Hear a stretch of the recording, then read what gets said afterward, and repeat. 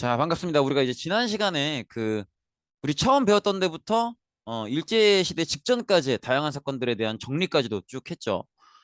그래서 제가 이제 아마 개요 영상에서도 한번 말씀을 드렸고 수업 중에도 한번 말씀을 드린 것 같은데 우리 이번 학기 배우는 내용은 총 1부, 2부, 3부 이렇게 세 파트로 나눠진다고 보시면 돼요. 그래서 흥선대원군이 세도정치 없애는 그 시기부터 일제 식민지 들어가기 직전까지 그다음에 식민지 시기가 2부가 되겠죠. 그다음에 식민지 끝난 광복 이후가 3부가 될 거고. 그래서 1부는 식민지 직전까지, 2부는 식민지, 3부는 광복 이후 이렇게 했는데 우리가 이제 지난 시간까지 1부를 끝낸 거고요. 그다음에 이제 2부의 시작입니다. 2부의 시작을 여는 거고요. 식민지 시기인데 식민지 시기는 일단 요 가이드는 잡아두시면 편해요. 뭐냐면 어 정확하게 말해 일단은 그거 한번 기억나는지 한번 해봅시다. 우리가 이제 일본이 러일 전쟁을 이기면서 본격적으로 우리나라를 식민지화하는 거잖아요. 그래서 러일 전쟁을 하는 과정에서 우리나라 땅을 마음대로 쓰겠다고 러시아와 일본이 전쟁을 했던 전쟁터는 우리나라였으니까.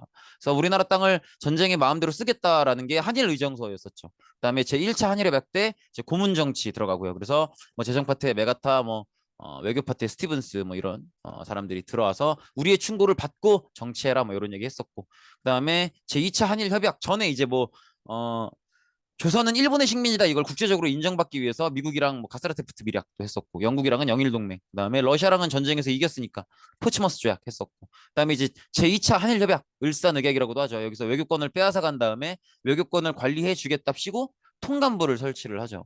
통감부에서 외교권뿐만이 아니라 여러 정치에 간섭하는 모습을 보이죠. 그다음에 한일 신협약 정미7조약이라고도 하죠. 여기서 이제 차관 정치 정부 각 부처의 차관을 일본인이나 일본이 추천하는 인물로 이제 임명하는 그런 정치를 하고 그다음에 군대를 해산시키죠.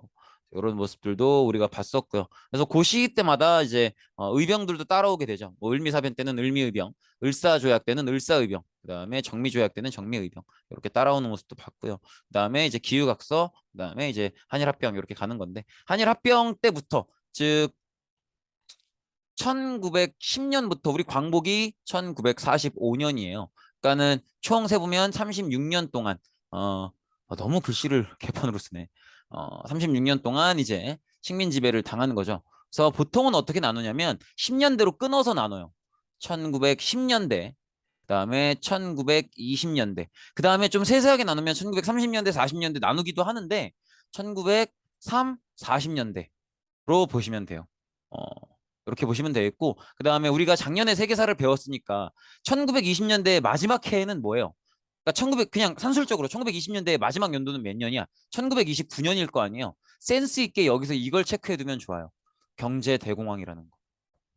근데 요거는 이제 요거 배울 때 가서 얘기하기로 하고 일단은 요렇게 보통 얘기를 한다라는 거 봐두시면 되겠고 이번 시간에는 첫 시간으로 이 1910년대를 볼 텐데 우리 일제 시대를 배우는 방법은 크게 두 가지예요. 일단 당연히 우리가 지배를 받는 입장이니까 걔들이 통치를 어떻게 하는가. 그다음에 우리는 거기에 대해서 어떻게 저항하는가. 그리고 이 저항도 국내, 국외 이렇게 나눠서 볼 거예요.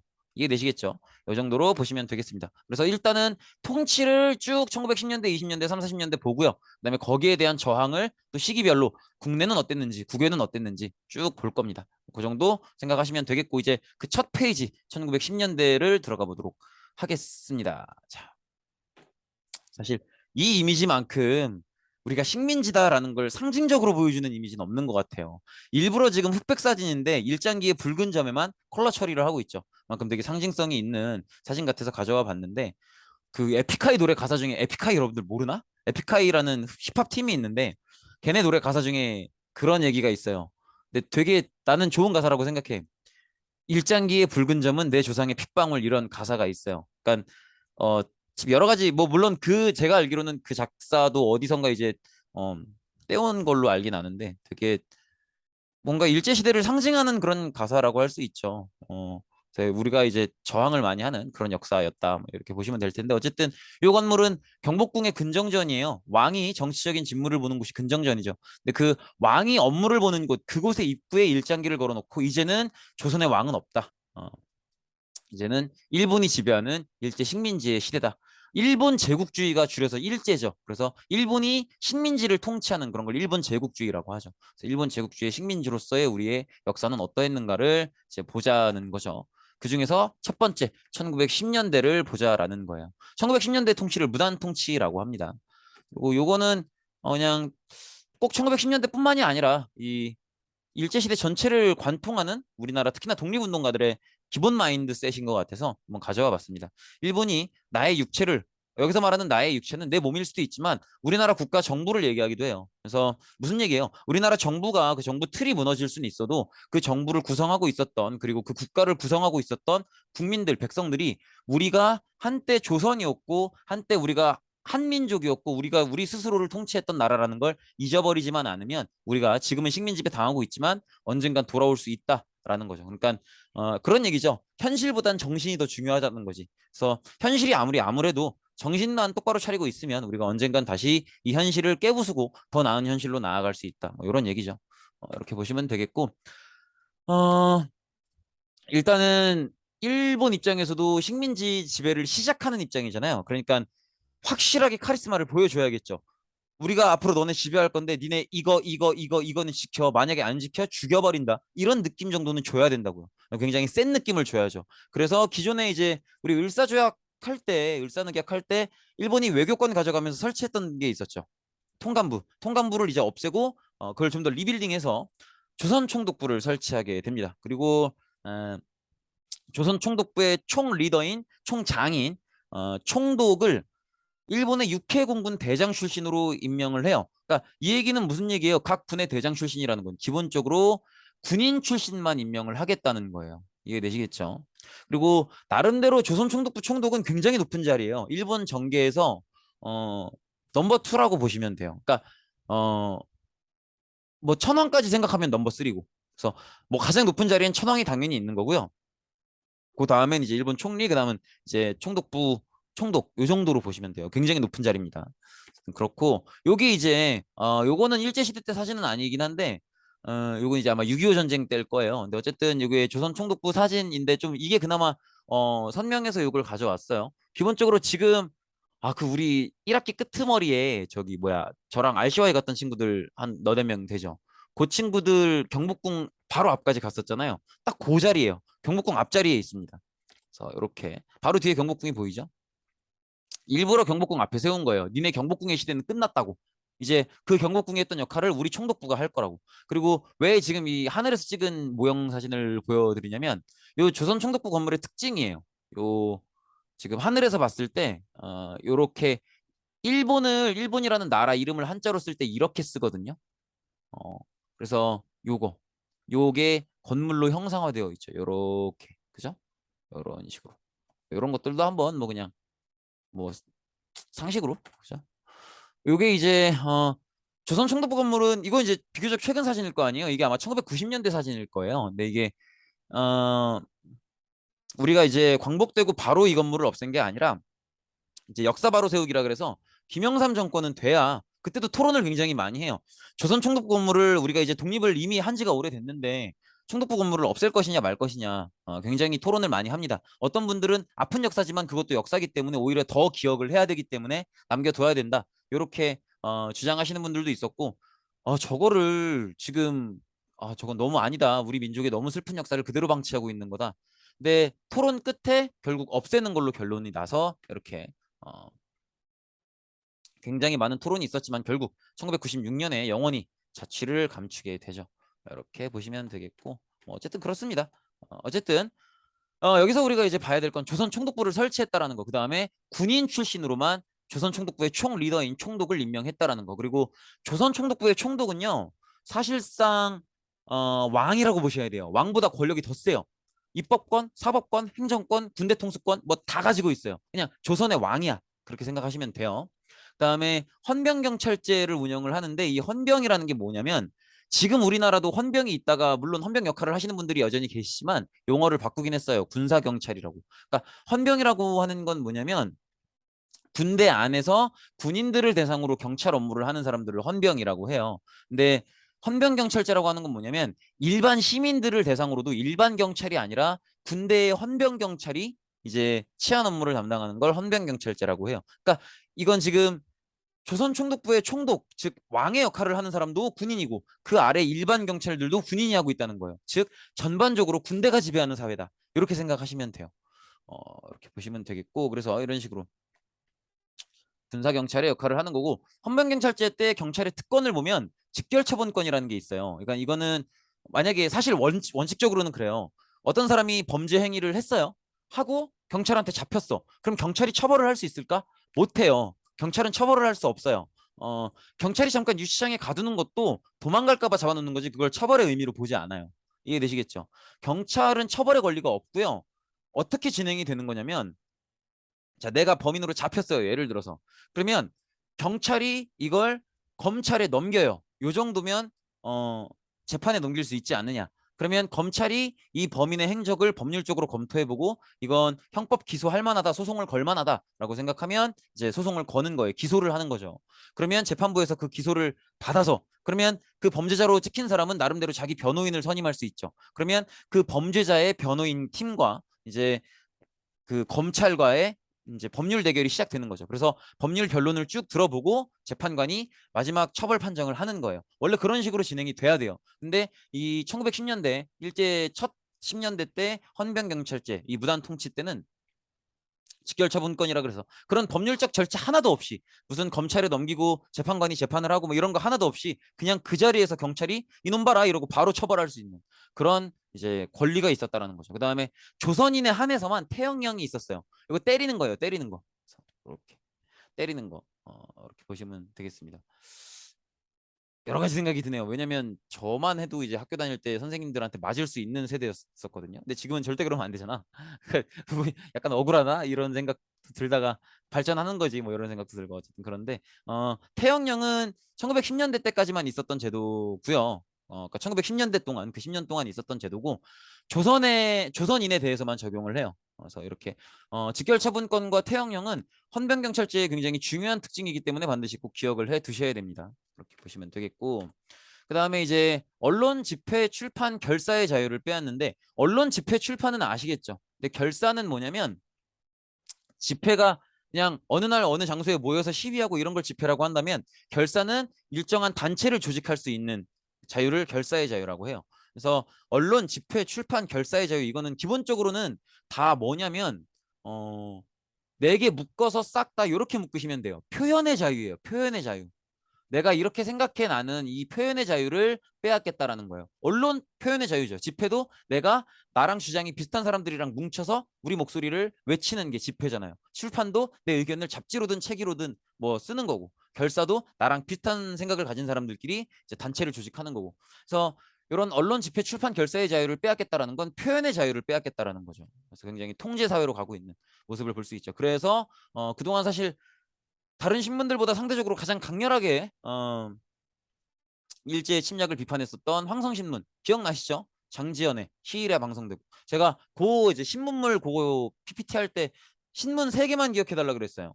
황성신문, 대한매일신보, 그다음에 독립신문, 그렇게만 기억해 달라고 했었죠. 그중에 이제 황성신문과 대한매일신보가 이때 1910년대 때 폐간이 됩니다. 그리고 뭐 조금이라도 좀 책이나 이런 데 민족의식이 담겨 있다든지, 좀 우리나라가 예전에 뭐 국난을 극복했던 내용이나 이겼던 내용이나 이런 내용들을 담긴 책은 다 출판을 금지시킵니다.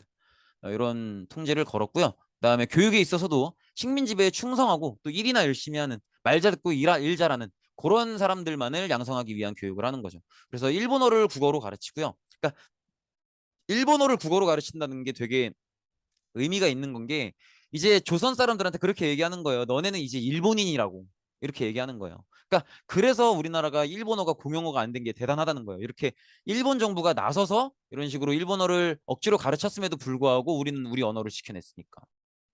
이렇게 보시면 되겠고, 그리고 초등교육, 실업교육 위주의 교육, 즉, 그러니까 딱 그냥 뭐 시키면 알아들을 수 있을 정도의 문자 교육만 하는 거예요. 그 다음에 그 뒤에 교육은 여러 가지 일 시키는 교육들, 무슨 기계 어떻게 다루고, 그래서 뭐 시키면 딱 알아듣고 딱 할 수 있는 정도의 노동자로서의 교육만 시키는 거죠. 그리고 이제 본인이 스스로 자기 사고력으로 이렇게 공부할 수 있고 학문을 연구할 수 있는 그런 고등교육의 기회는 주지 않았다라는 거, 이렇게 보시면 되겠죠. 정도 보시면 되겠고, 그다음에 이제 경제 파트로 넘어가서 이때 이제 토지조사 사업을 합니다. 사실 토지조사 사업은 어느 정부나 그 나라를 제대로 지배하기 위해서 가장 먼저 하는 게 토지조사 사업이에요. 그래서 이렇게 어떤 땅이 어느 정도 넓이를 가지고 있고 또 어느 정도 그 땅에서 농산물이 생산이 되는지, 그리고 그 땅들은 주인이 누구인지 이런 것들을 조사하는 거죠. 근데 요게 일단 목적은 어느 땅의 주인이 누구인지를 명확히 하자. 토지 소유권을 명확히 해서 근대적인 토지 소유 제도를 확립하고, 그래서 누가 어느 만큼의 땅을 가지고 있는지를 바탕으로 세금도 걷자. 요게 이제 목적이기는 해요.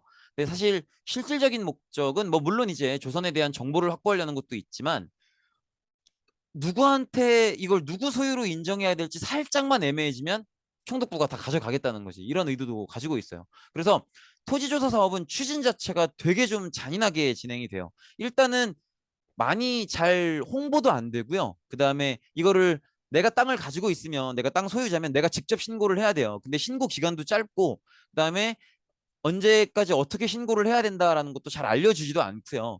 그 다음에 만약에 하려고 해도 그걸 이런 걸 해야 된다는 걸 알아서 하려고 해도 굉장히 복잡해. 갖춰야 되는 문서도 되게 많고. 그러니까 신고하라고 해놓고 굉장히 신고 절차를 복잡하게 만들어 놓고 잘 알려주지도 않고 신고를 의도적으로 방해하는 거죠. 그래서 웬만하면 신고 안 하게끔. 그래서 신고가 안 된 토지는 발견이 됐는데 주인이 신고가 안 돼 있어. 그러면 총독부가 가져가는 거지. 그리고 더구나 이제 조선 같은 경우에는 이런 황실이나 관청 소유의 토지도 있고, 누구 땅이라기보다는 마을이 다 같이 쓰는 그런 토지도 있고, 그 다음에 우리 가문 공동 소유의 토지도 있고, 이런 땅들도 있단 말이야. 대표적으로 선산이라고 하죠. 우리 대대로 조상 모시는 이제 산이 있을 거 아니에요. 그런 땅 같은 경우에는 이렇게 가문의 묘를 대대로 모시는 그런 선산 같은 경우에는 개인 소유로 두기가 어려워요. 근데 지금 일본에서 토지조사 사업을 할 때는 그 소유주를 개인으로만 한정했단 말이에요. 그러니까 누구 땅이라고 콕 집어 말하기 어려운 땅들은 다 총독부로 넘어가는 거지. 그렇게 보시면 되겠고, 그래서 이런 신고가 어려운 토지들은 모두 총독부가 차지했고, 그다음에 개인이 소유하고 있는 땅이라고 하더라도 신고해야 되는 건 줄 몰라서, 아니면 신고해야 된다는 건 알았는데 절차가 너무 복잡해서 등등등의 이유로 신고가 제대로 안 된 사람들의 땅도 다 총독부로 넘어갔습니다. 그리고 총독부는 이 땅을 다 빼앗고 모아서 일본인들에게 줘요. 그래서 지금 일본 본국에 있는 가난한 일본인들한테 거기서 살기 힘들면 조선으로 넘어오라 그래요. 땅을 주겠다고. 이런 식으로. 사실 식민이라는 말 자체가 우리나라 국민을 그 나라에 심는다는 거거든. 식목일의 식자거든요. 그러니까 이런 식으로 총독부가 조선인들의 땅을 빼앗아서 일본인들한테 조선으로 넘어와라. 땅 싸게 주겠다. 이런 식으로 얘기를 하는 거죠.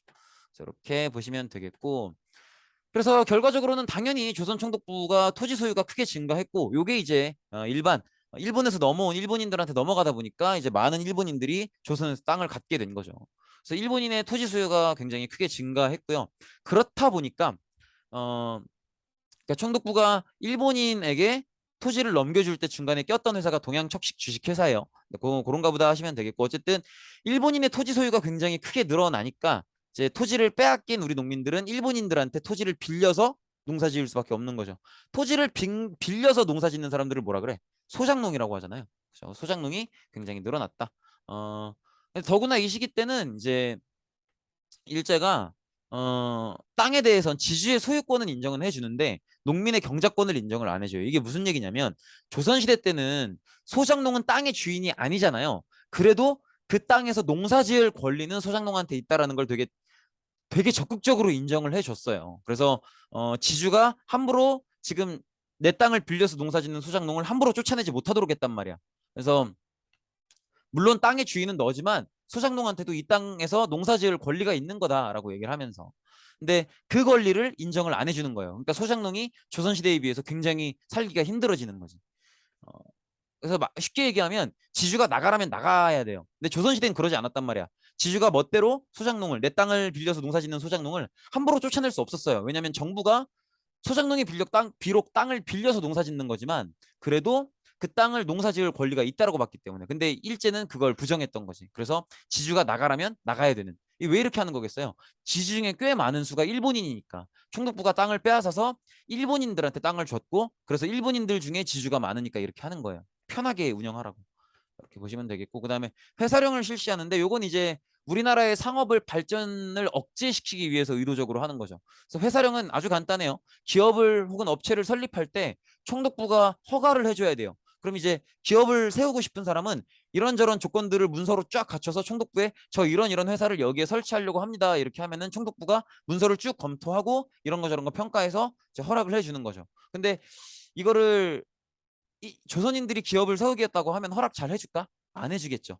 그래서 조선인들의 기업 활동을 억제하기 위해서 이렇게 회사령도 실시했다라는 거 기억해 주시고요. 그다음에 뭐 이제 식민지가 됐으니까 뭐 삼림하면 이제 나무를 얻을 수 있는 나무나 이런 나무 열매나 이런 것들을 얻을 수 있는 걸 삼림이라고 하고요. 그다음에 뭐 어장, 이제 물고기 잡는 거죠. 그다음에 광산, 이런저런 광물들 캐는 이런 삼림이나 어장이나 광산 이런 거에 대한 법을 만들어서 이권을 굉장히 엄청나게 침탈을 하게 됩니다. 그래서 이렇게 경제를 조금씩 침탈해 나가는 모습을 볼 수 있고, 그리고 특히나 인삼 담배도 전매제가 실시가 돼요. 전매제 기억나세요? 우리 옛날에 작년 2학년 때 1학기 때 한 무제에 염철 전매제 이런 거 했었는데 기억나실지 모르겠네. 전매제라고 하는 건 뭐냐면 특정 상품에 대해서 정부가 그 상품의 판매를 독점하는 걸 전매제라고 해요. 지금 우리나라에서도 전매제인 게 있죠. 뭐가 있을까? 전기요. 우리가 전기세를 낸다고 생각하지만 전기세는 세금이 아닙니다. 명확한 용어는 전기료예요. 우리가 전기를 이용하는 만큼 요금을 내는 거야. 근데 그거를 우리나라는 전기를 판매할 수 있는 업체가 딱 하나밖에 없어요. 한국전기안전공사. 우리나라 정부에서 운영하는 공기업이에요. 그런 식으로 특정 상품을 정부에서 독점적으로 판매할 때 전매제라고 하는데, 이 시기에는 이제 총독부에서 인삼과 단매를 전매했었죠. 근데 이거는 참 조금 슬픈 게 요게 그대로 지금도 그래요. 왜냐면 사실은 담배랑 홍삼이 그 일제 식민지가 되기 전에도 황실의 되게 주요 상품이었거든요. 근데 그러니까 황실에서 홍삼이랑 담배를 많이 팔았었어요. 근데 그걸 그대로 이어와서 이제 총독부에서 인삼과 담배를 전매하는 건데, 똑같이 그냥 삼이라는 식물을 이제 사람이 기르면 인삼이고 뭐 말리면 뭐 말려서 찌면 홍삼이고 뭐 그런 식인데, 어쨌든 지금도 한국 담배인삼공사라는 공기업이 있어요. 그래서 담배는 거기서만 팔 수 있어요. 그래서 외국 담배도 한국 담배인상공사를 거쳐야 살 수 있는 거예요. 그래서 지금 여러분들은 당연히 아니라고 믿지만 이제 어른들이 담배 살 때 편의점에서 사잖아요. 편의점 사장님이 한국 담배인상공사에서 담배를 사와서 일반 소비자들한테 파는 거예요.